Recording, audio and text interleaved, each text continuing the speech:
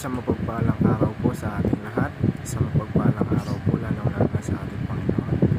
Ako nga po pala si John Robin Medina at ngayong araw po ay samahan ninyo ako muling pag-aralan at pagbulay-bulayan ang mga salita ng ating Panginoon.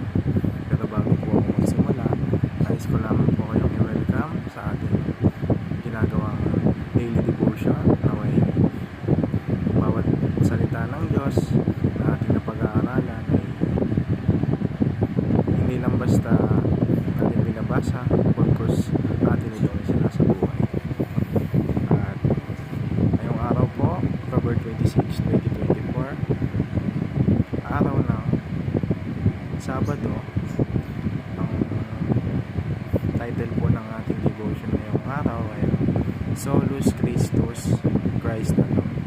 At ang versikulong ating uunawain ngayong araw ay 1 Timothy chapter 2 verse 5. Sinasabi rito,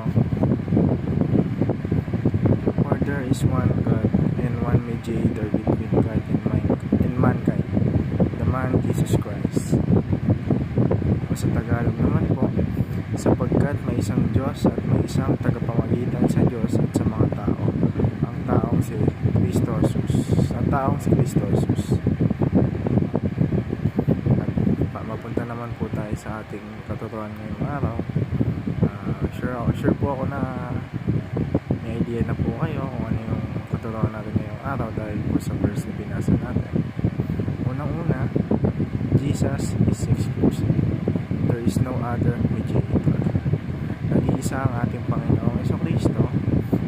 Nag-iisa, siya ay nag-iisa, wala nang ibang makihigit o makapapantay sa kanya. There is no other mediator. Siya ang namamagitan sa sangkatauhan at sa Diyos Ama.